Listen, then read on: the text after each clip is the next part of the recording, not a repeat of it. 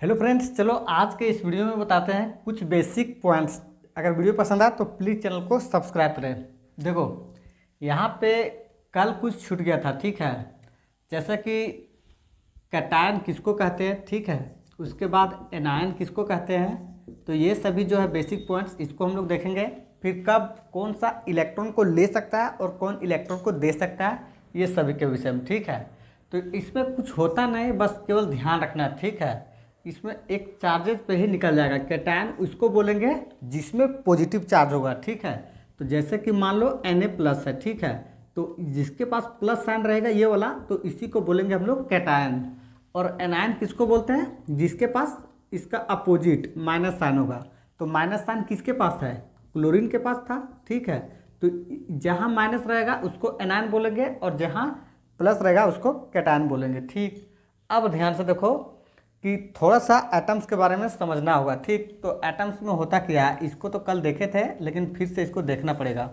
ये होता है, अब इसको हम लोग कहते हैं न्यूक्लियस। अब इस न्यूक्लियस में देखते हैं तो यहाँ पे प्रेजेंट क्या होता है, प्रोटॉन होता है, ठीक। एक और दूसरा प्रेजेंट होता है यहाँ पे, इसको बोलते हैं न्यूट्रॉन। इसके पास पॉजिटिव चार्ज होता है और इसके पास कोई भी चार्ज नहीं होता है, यानी कि न्यूट्रल होता है, ठीक। अब यहाँ पे जो आउटर सेल जो है इसमें रिवॉल्व करते रहता है। इसको बोरोन का संख्या होगा उतना ही किसका होगा, प्रोटॉन की संख्या होगा। दोनों बराबर होगा, लेकिन फर्क क्या है, ये पॉजिटिव में रहेगा और ये नेगेटिव में रहेगा। अब यहाँ पे देखते हैं प्रोटॉन और न्यूट्रॉन मिला करके एक अलग जो न्यूक्लियस को कवर करता है और ये बाहर सिर्फ घूमते रहता है। तो जो बाहर घूमते रहता है यहीं पे स्टेबिलिटी का प्रॉब्लम होता है। अब ध्यान से देखो कि कौन इलेक्ट्रॉन को ले सकता है और कौन इलेक्ट्रॉन को दे सकता है। तो सबसे पहले यहाँ पे जिस तरह से पीएच याद रहता है, ठीक है, एसिड बेस निकालने के लिए 7 से अगर नीचे है तो वो क्या बन जाता था, एसिड बन जाता था। और 7 से ऊपर है तो ये बन जाता था बेस बन जाता है, ठीक है। तो एसिड बेस का कॉन्सेप्ट होता है ये, सेम कैटेगरी इसका होता है, ठीक। तो सबसे फर्स्ट जो सेल होता है ये वाला, इसमें कितना इलेक्ट्रॉन चाहिए, तो 2 इलेक्ट्रॉन चाहिए, ठीक। अब इसके बाद का जो होता है ऑर्बिट, ठीक है, इसमें कितना इलेक्ट्रॉन चाहिए, तो इसमें 8 इलेक्ट्रॉन चाहिए, तब जाकर के ये कंप्लीट स्टेबल हो जाता है, ठीक। अब ध्यान से देखो कौन दे सकता है कौन ले सकता है। जिसके पास 4 इलेक्ट्रॉन होगा, ठीक है, ना ये किसी को दे सकता है और ना किसी से ले सकता है, यानी कि दोनों इसके पास कोई कंडीशंस नहीं बन सकता है, ठीक। लेकिन ध्यान से देखो जिसके पास 5 इलेक्ट्रॉन है, ठीक है, या 5 से प्लस है, 6 है, 7 है, ये सभी क्या कर सकता है, ये किसी से इलेक्ट्रॉन को क्या कर सकता है, ले सकता है। क्योंकि इसको कम इलेक्ट्रॉन का ज़रूरत होता है और ये कम इलेक्ट्रॉन में अपना स्टेबिलिटी को बना लेगा। अब जिसके पास मान लो 3 है, 2 है, 1 है, ठीक है, तो ये सब क्या कर सकता है, ये किसी से मांगेगा तो इसको बहुत ज़्यादा मांगना पड़ेगा। तो उससे बेटर ये क्या करेगा, ये अपना इलेक्ट्रॉन लेकर के किसी दूसरे के पास चला जाएगा और वहाँ पे स्टेबल हो जाएगा। तो ध्यान से देखो यहाँ पे एक पॉइंट आता है 4 वाला, जो कि करता क्या है, ये शेयर करता है, ना किसी को देता है ना किसी से लेता है, जो कि आएगा कार्बन में, ठीक है। अब इसके बाद देखो यहाँ पे ये कंप्लीट था नोबल गैसेस, ठीक है। तो नोबल गैसेस वाला में थोड़ा सा कल बच गया था। देखो नोबल गैसेस में कुछ होता नहीं है, यहाँ पे इस तरह से टेबल रहता है और टेबल में देखेगा तो सबसे लास्ट नंबर पे जो होता है इसको बोलते हैं ग्रुप। इधर 1 होता है, 2 होता है, इसके बाद 18 जो होता है यही बनाता है नोबल गैसेस। अब यहाँ पे नोबल गैसेस जो होता है ये अनरिएक्टिव होता है, ये किसी के साथ रिएक्शंस नहीं करता है, क्योंकि इसका स्टेबिलिटी क्या होता है, पूरा फुलफिल होता है, ठीक। तो यहाँ पे यही कुछ बेसिक था जो कल के वीडियो में डिस्कस होना चाहिए था, कैटायन एनायन नोबल गैसेस में। तो ये सब चीज़ नहीं हो पाया था, इसलिए इसमें इसको कवर कर लिया। अब यहाँ पे देखते हैं कुछ हम लोग बेसिक, एक क्वेश्चंस है बहुत शानदार, इसको हम लोग समझ लेते हैं, ठीक है।